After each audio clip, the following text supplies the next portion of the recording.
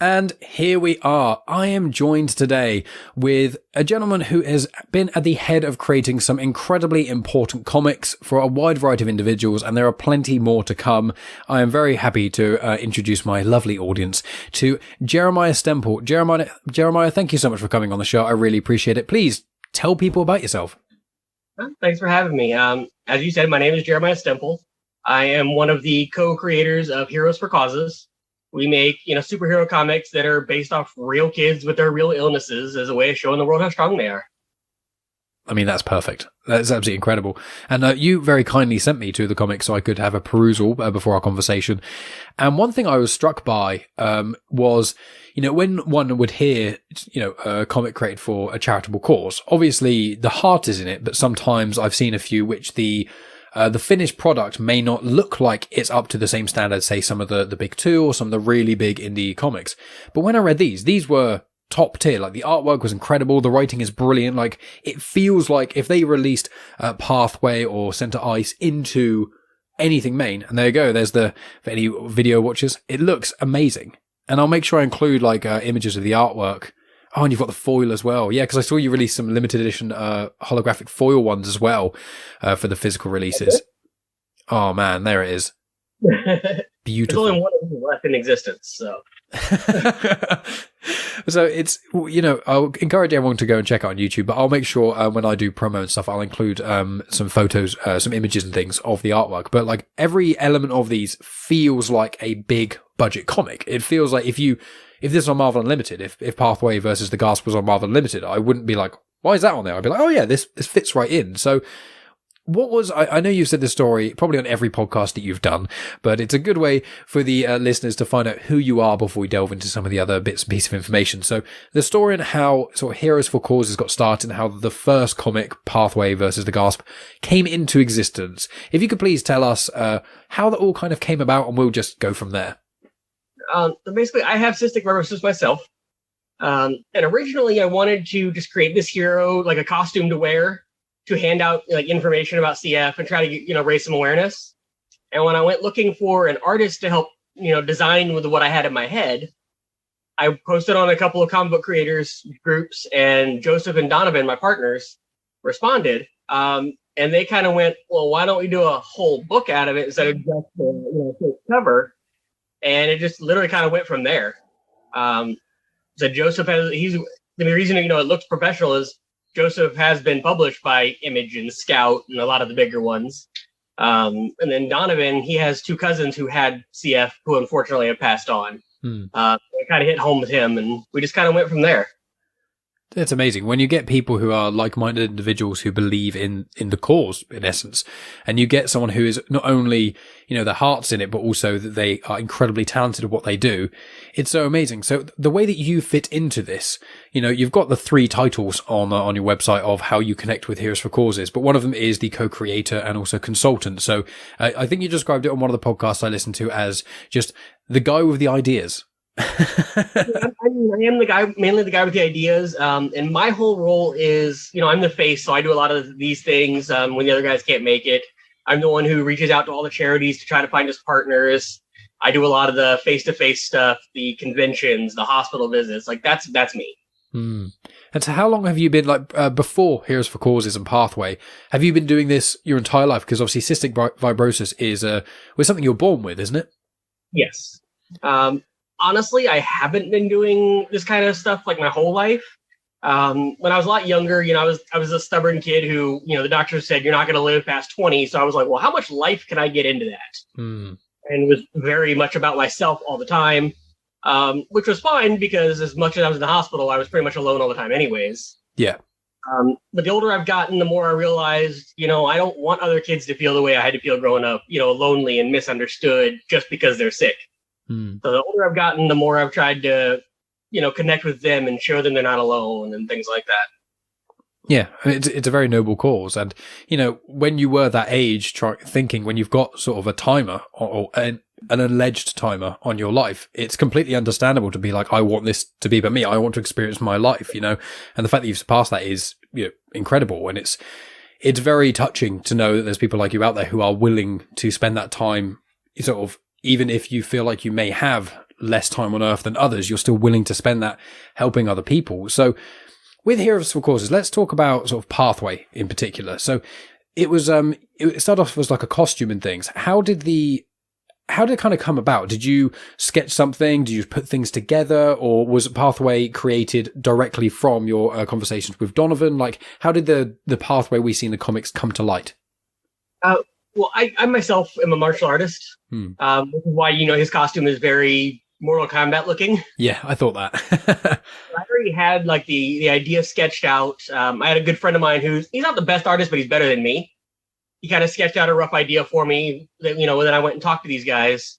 And as you saw on the art here, his shield is the purple ribbon. We work the cause ribbons into all of our books.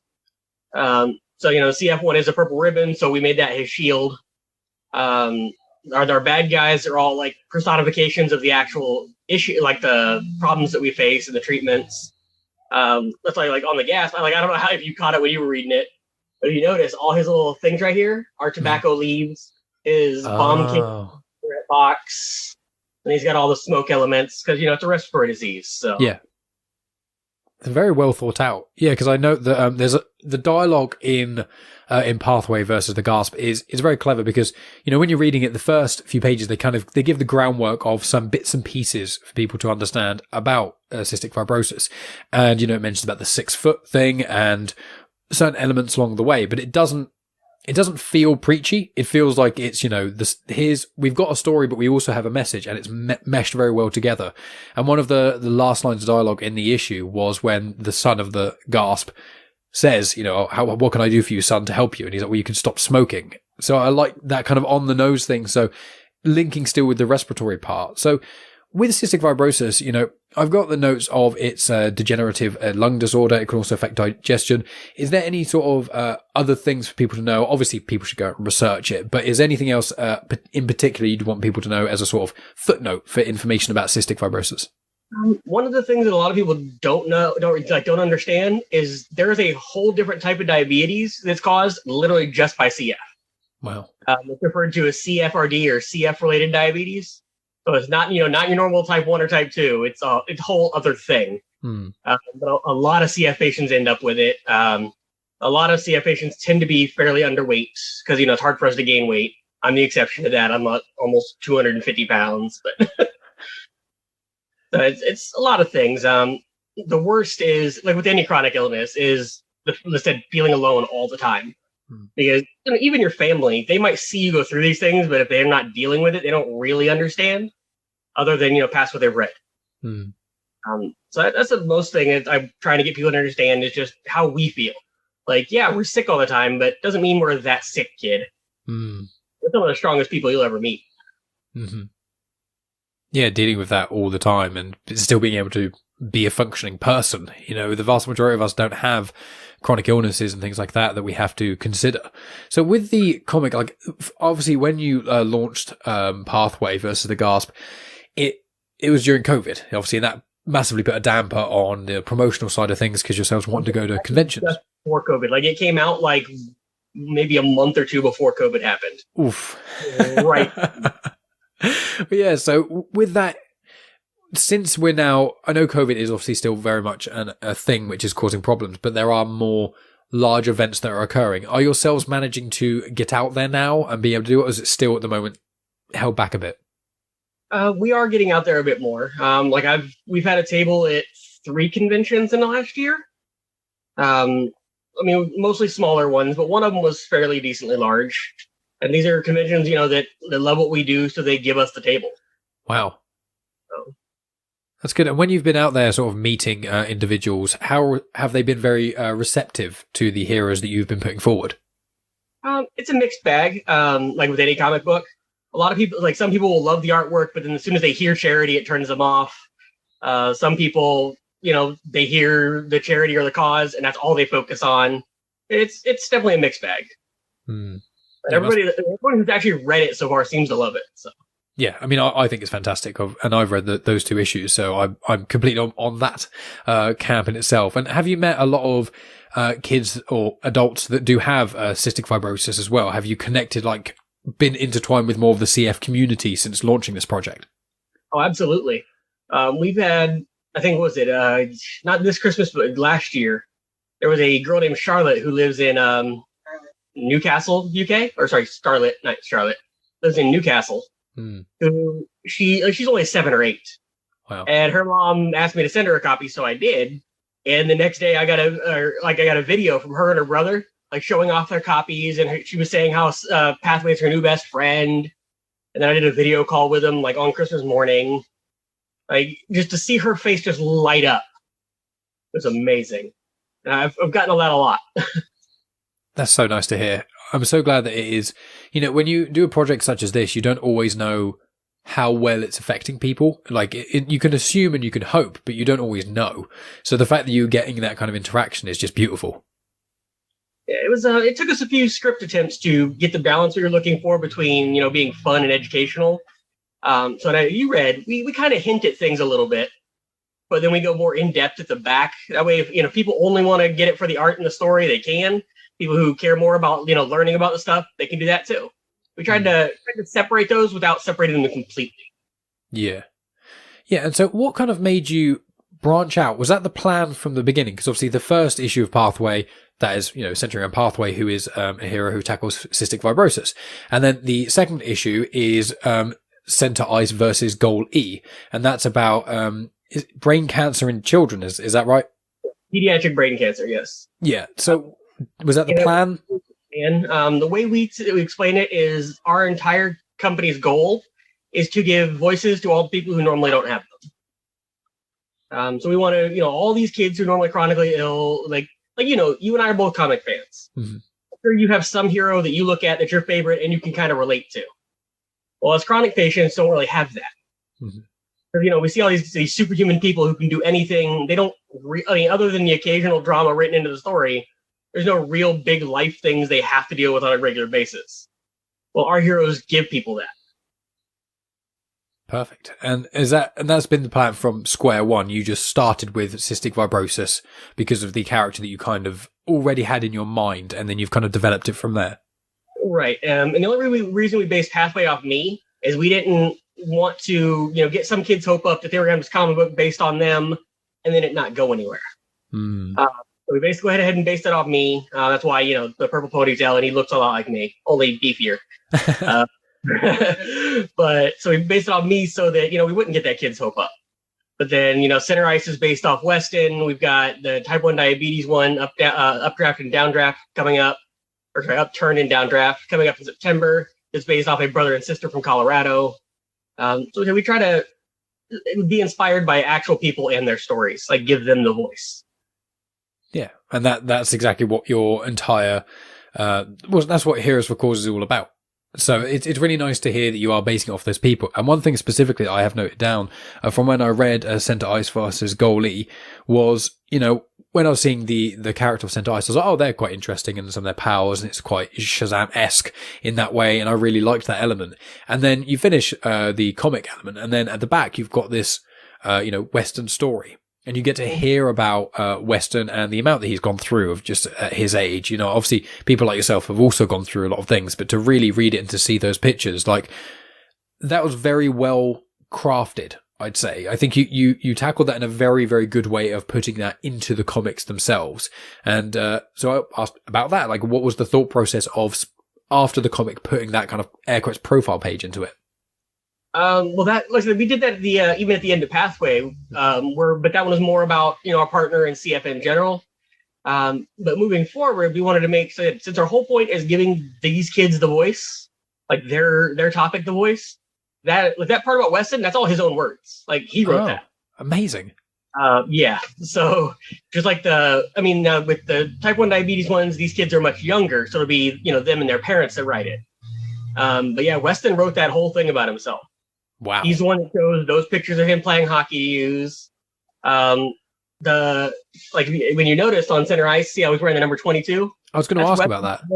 That's his real jersey number. Oh, amazing. Colors are his actual jersey colors. So we try to work, you know, what the kid enjoys, like their personality, into the hero. Wow. He must have been absolutely made up when you produced the finished product to him.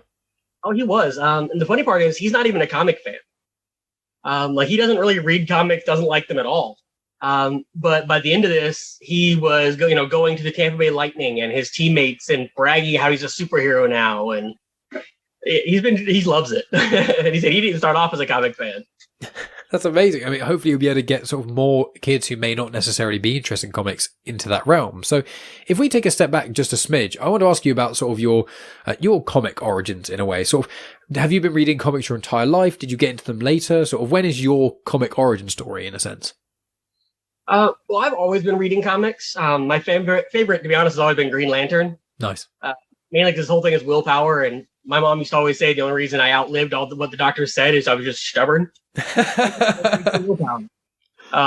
no, I've always been a huge Green Lantern fan, and I do like I said, most comics. The only real big issue I've ever had with comics where I read them and I don't love it is, especially nowadays, it's gotten worse where characters are always like super sexualized, and I hate that. Yeah. You notice none of our comics have that, and they won't ever. Because we made ours where they are all ages friendly. Anyone can read them and be perfectly comfortable. You can't do that with a lot of the newer comics. Yeah, completely. And so with your comic origins then, did you, when you were younger and you were sort of reading through sort of Green Lantern and a lot of the other comic books that have kind of contributed to making you in a sense, have you always wanted to like make your own comic? Has that always been kind of a desire of yours, or did that only come into your mind when you realized you kind of could do it with Heroes for Causes? It was never really something I had actually thought about. Now, do you remember a few years back when the movie 5 Feet Apart came out? Yeah. Well, one of the women who worked on that, her name is Claire. She's a CF patient, and she was the advisory for that movie. And the fact that she actually passed away during the filming, like she gave her last couple of years to that movie in the community. And that's what kind of inspired me to, I guess, wake up and try to do more. That's amazing.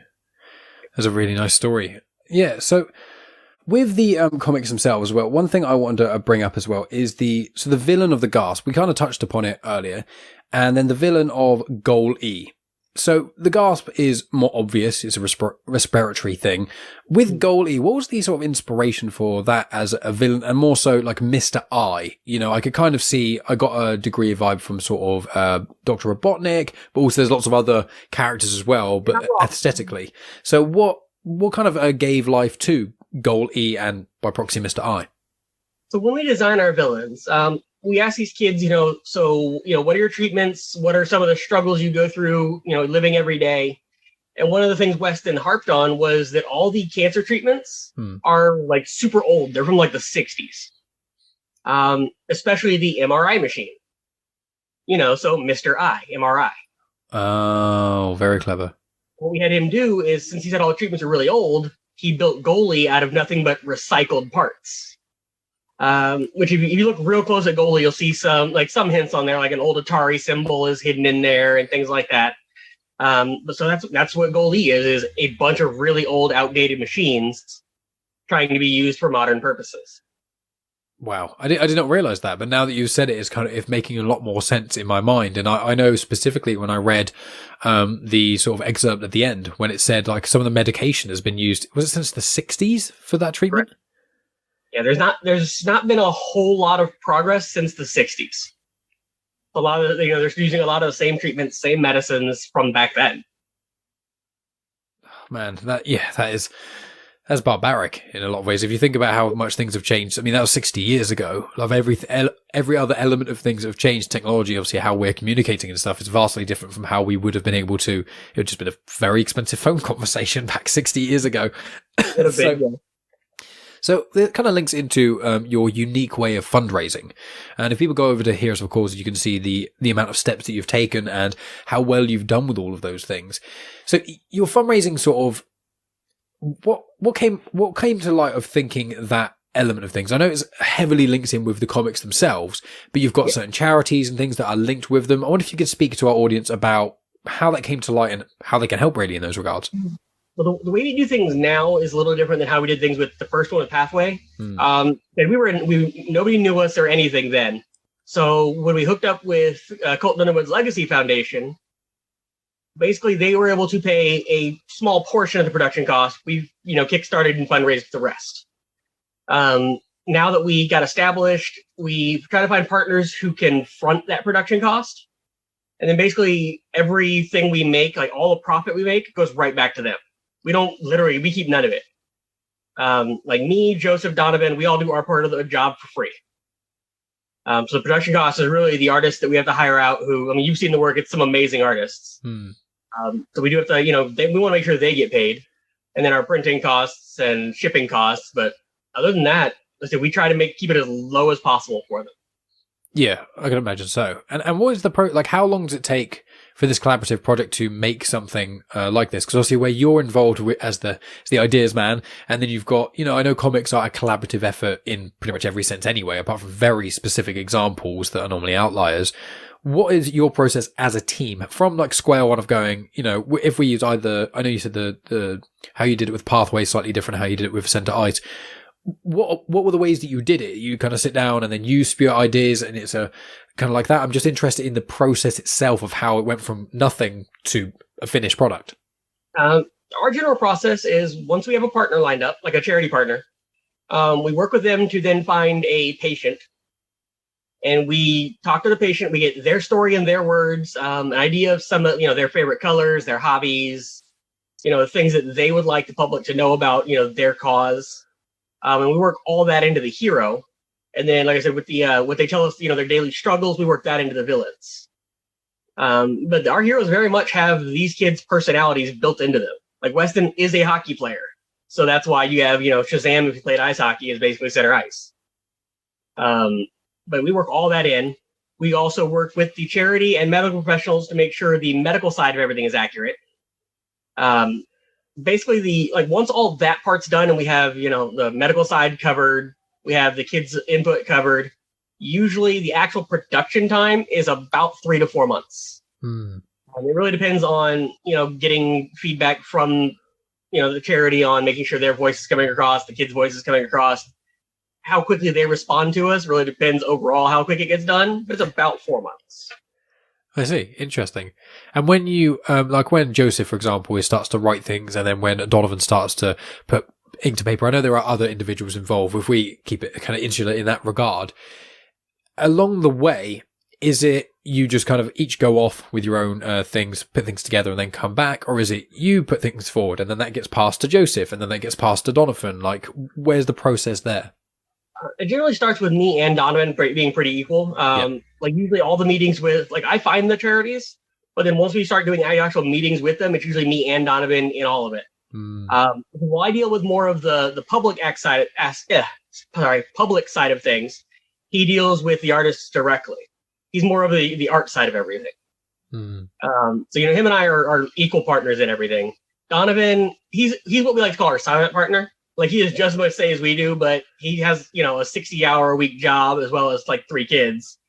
So while he is in what meetings he can be, he's more gets our creative guy. He does all the pencils by hand. None of our stuff's digital. So, but we're all, we all get equal say. We have a Facebook group that we chat message that we go back and forth to make sure we're all on the same page. There's one thing I really liked, which was, and it's not something you see very often in comics, is having, obviously Donovan is your 3 names on the cover of Pathway, Donovan is at the top. Oh, yeah. And what I love about that is that it's so rare in comic book form to have the artist at the top. It's normally the author or the writer, however way you want to put it. And a friend of mine, Tony, who hosts Indie Comic Spotlight, he is massively into trying to put the artist first because, comic books are a visual medium. And I think it's, maybe it's a bit dramatic saying that, but it's almost a crime to have it so the author's first. In certain elements, when you have Alan Moore's stuff or Neil Gaiman stuff or maybe even Chris Claremont where there's a lot of wordy things, there's certain pages that's just chunks and chunks and chunks of paragraphs, which is not for everyone and doesn't always work how the author intends. But the vast majority, it's visual first, especially modern day where you have these big, 2-page panels where you can just look at the art. It doesn't necessarily have to be any words. So when you chose to put Donovan at the top, was that a conscious effort because you felt similarly, or is it just it felt right in this moment? Honestly, Joseph made that decision, and I'm not. Oh, really? But for me, the reason I love his name being first is so if it was just me, I could talk all day about it, but there'd be nothing to show. If it was just Joseph, while he does have some artistic talent, he's not on Donovan's level. It would be, mostly words. We literally couldn't have made it look like this without Donovan. So as far as I'm concerned, on the finished product, he's kind of the most important person, so he should be first. Yeah, totally. And I want to ask as well, you mentioned this in your in one of the other podcasts you did, and it's linking back with cystic fibrosis.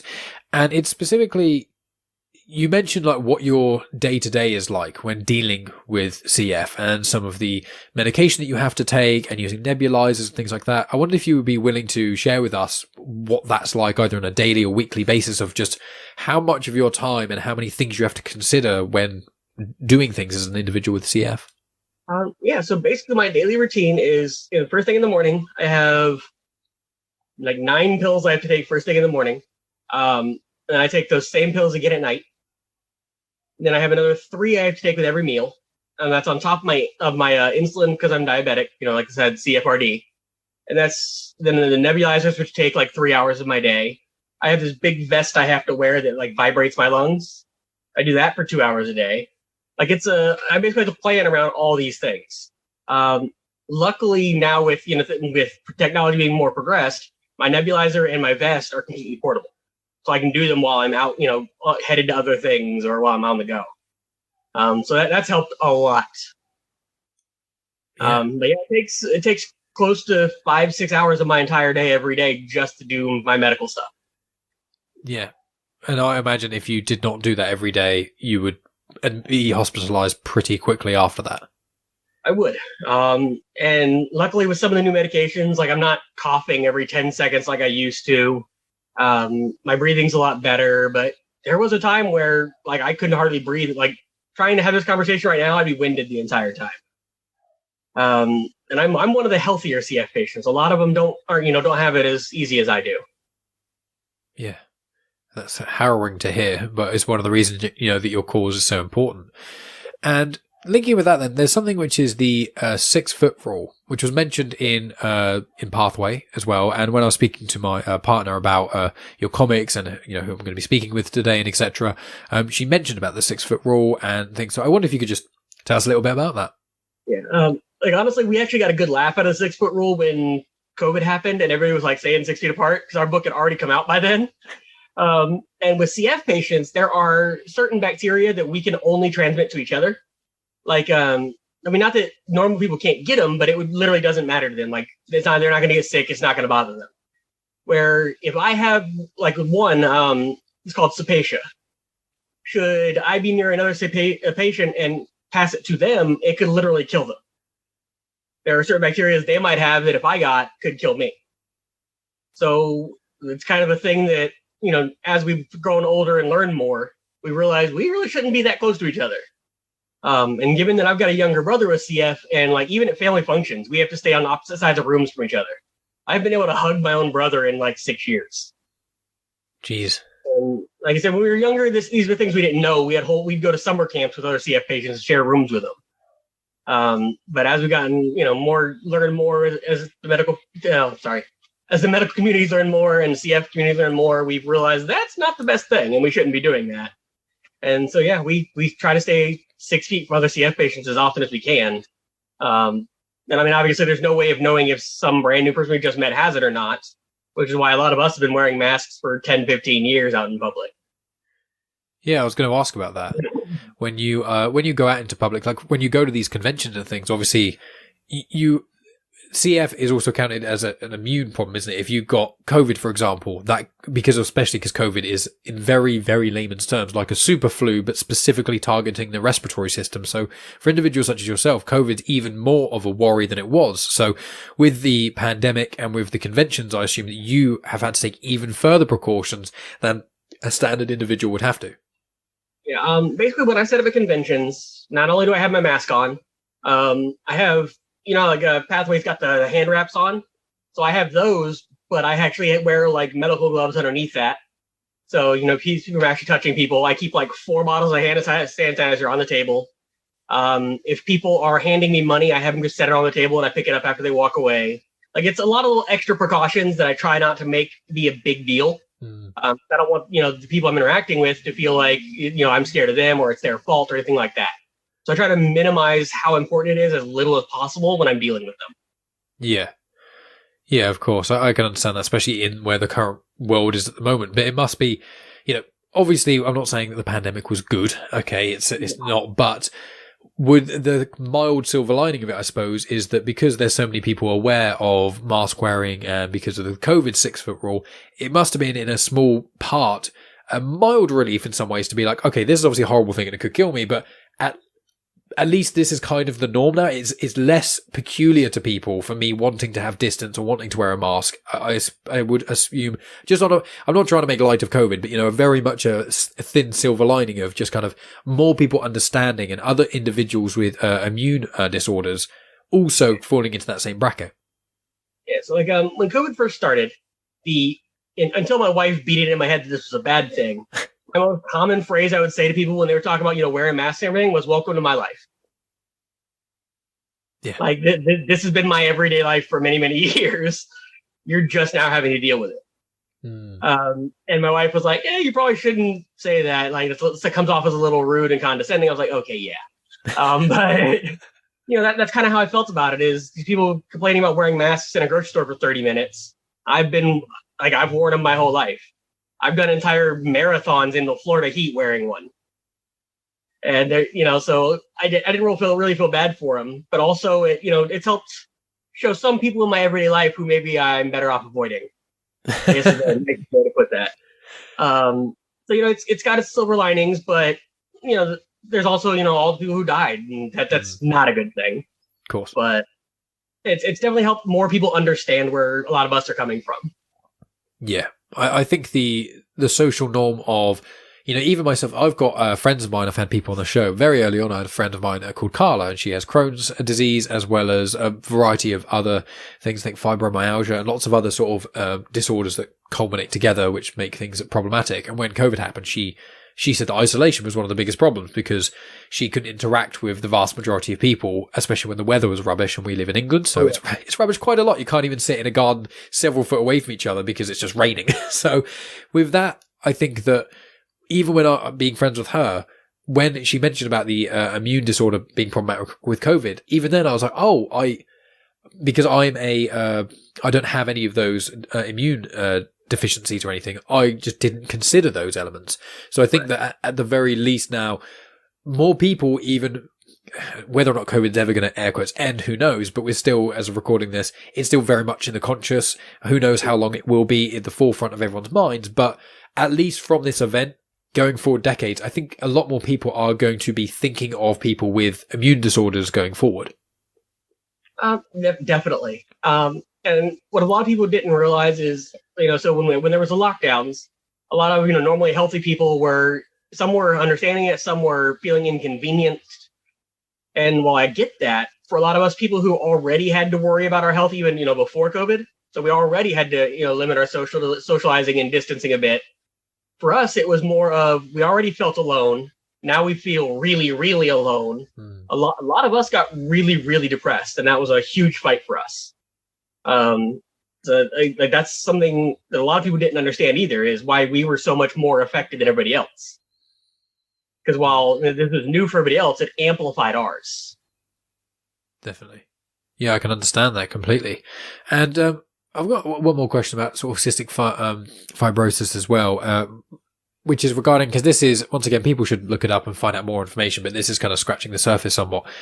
Because you're born with it, is it something to your knowledge that when a baby is born with CF, it's a very obvious thing? Or does it depend on the severity of the individual afflicted? Sort of, how would one know that someone has CF from birth or at a young age? Nowadays, people are tested at birth, sometimes even beforehand. But yeah, it really depends on the severity, on how visually obvious it is. Some kids are, they look perfectly fine, and, they don't develop symptoms till a little bit later. Other kids are born right off the bat, having trouble breathing. So it really depends on how severe theirs actually is, because there are, I think at last count, like 1,000 different mutations for it. Wow. And I have one of the less severe ones, so, I'm lucky in that regards. Other people aren't so lucky. Yeah. Yeah, and like living with it as well, it's not something, because part of Pathway is his whole sort of mantra is desperately trying his best to find a cure. That's his goal in life, is trying to find a cure to be able to help all these people, and especially these children suffering with CF. And to my understanding, there's not really, once you've got it, there's not really anything you can do apart from just somewhat mitigate the symptoms of it and try and kind of fend it off. There's no way to do anything to make it, in air quotes, better, is there? It's just mitigation of symptoms. One of the newer medicines called Trikafta that is made by Vertex Pharmaceuticals, that one has sort of, I guess the best way to phrase that is push back the symptoms a bit. Like, it'll never get rid of them altogether. Like, it's not a cure in it by any stretch of the imagination. But it is one of the reasons why I'm not coughing through this entire interview. It's one of the reasons where, why a lot of CF patients have had less trouble retaining weight. Like, we've started to be able to gain a little bit of weight. It's helped a lot. But yeah, there's really no way of making the symptoms just go away. Like, I've got friends who have had double lung transplants and 4 or 5 years later are starting to have trouble breathing again. Because it's in our DNA. There's no getting rid of it. But the overall kind of motto for the CF community is make CF stand for cure found. So that's all of our end goal. Like, that's what we want. But it happening in my lifetime, probably not. Yeah, you can just try and lay the groundwork with all of the work that you're putting into and the spotlight you're putting into it and all the people you associate with, trying to make sure everyone is aware of this and the importance of it and how severe it is and how detrimental it is to people's lives. You're hoping that even if you don't get to see it in your lifetime, the groundwork that you've laid will speed up getting to that end point. Right. And while, there are a lot of foundations like the Cystic Fibrosis Foundation, Colton Legacy's Underwood Foundation, a lot of those that are focused on, helping raise money for research and all that. Then there's, people like us who are more of, we're focusing on the patients themselves. Yeah. We want to try to make their lives better by helping people understand. So we're not so much on the research side as the patients themselves. Yeah. Well, obviously, even in doing that, even focusing your attention on that, the secondary kind of thing that comes out of that is still just by proxy, is people will find out more information about it, and hopefully then it will push people to go into the research and stuff. Oh, absolutely. And yeah, I mean, it's incredible. And the fact that you spent so much of your time spending your time doing this, and the fact that you've had people such as Joseph and Donovan and everyone else involved with Heroes for Causes spending their time trying to push this forward is absolutely incredible. And I know we're getting nearer the end of time, but before we go into that, I want to ask something, because you showed me before recording, which is tattoos. Now, because I love tattoos, I showed you one of mine, and I want to ask, obviously I don't know enough about cystic fibrosis, but does getting a tattoo, when I've had my tattoos, you lose blood and it can be draining. Is it more, for you as an individual, was it more draining than it would have been for an air quotes standard individual without something like that? Or is it one of the few things you can get away with where it's just like, as long as you're careful, you can still I wouldn't say more draining. It definitely takes a little bit more prep time for me. Because, most people can get it on a whim. Yeah. We have to make sure that we are, very hydrated. Because when we sweat, we lose 8 times more salt than a normal person does. So we get very dehydrated very, very fast. So, we have to make sure we're very well hydrated. If you're like myself and, you have diabetes because of your CF, that's a whole nother level you got to take into consideration. As well as doing your research on the actual shop, because we have to find, very hygienic shops. So it takes a little more prep time than the normal person, but I wouldn't say it's more draining. I see. And your tattoos, a lot of them are associated with Norse mythology specifically. Was there anything, because you've got your amazing necklace that anyone who is watching on YouTube and things will be able to see. You've got the Mjolnir with a snake wrapped around it. Is there something in particular that you love about Norse mythology, or do you just love the character of Thor? I'm just intrigued. Norse mythology is cool as hell anyway, so I'm just intrigued by that element, really. A lot of it is religion for me, to be honest. I'm a Norse heathen. So it is a religious thing for me, but this one is my wedding ring with my wife. That's our 5-year anniversary. We're about to get our 10-year one. I've got ones on my forearms that my daughter designed because she's also an artist. Amazing. Then, of course, I have Pathway and Cinder Ice both tattooed to my right leg, and hopefully I'll run out of space from New Heroes for Our Causes. So. Yeah, I mean, what's a cooler thing to get sort of things tattooed on you? Both very important things to you intrinsically of, your religion and the Norse side of things, but also these characters that you are creating, that you're putting out there, that come from, amalgamations of individuals who are struggling with these issues, but also the wider societal sort of aspect of it, of just having to, what kind of people can you put in the world in this fictional realm where they are interacting? And one of the things I loved about your comic, which was Goalie versus Center Ice, is, am I allowed to give it a minor spoiler? I don't know if you want me to.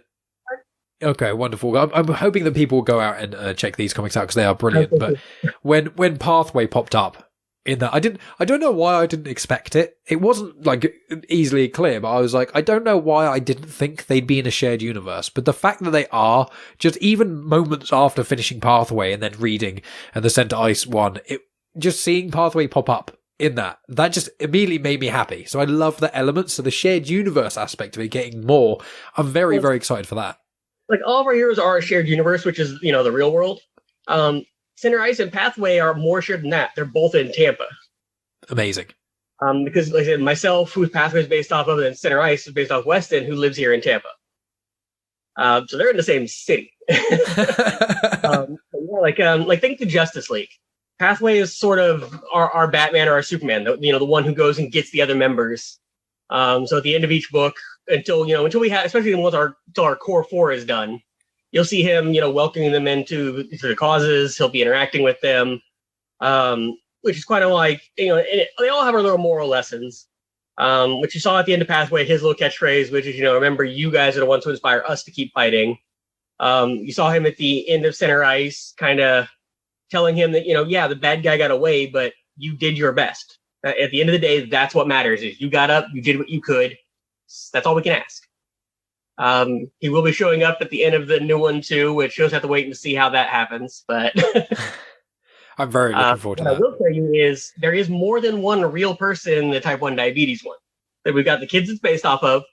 You'll have myself showing up.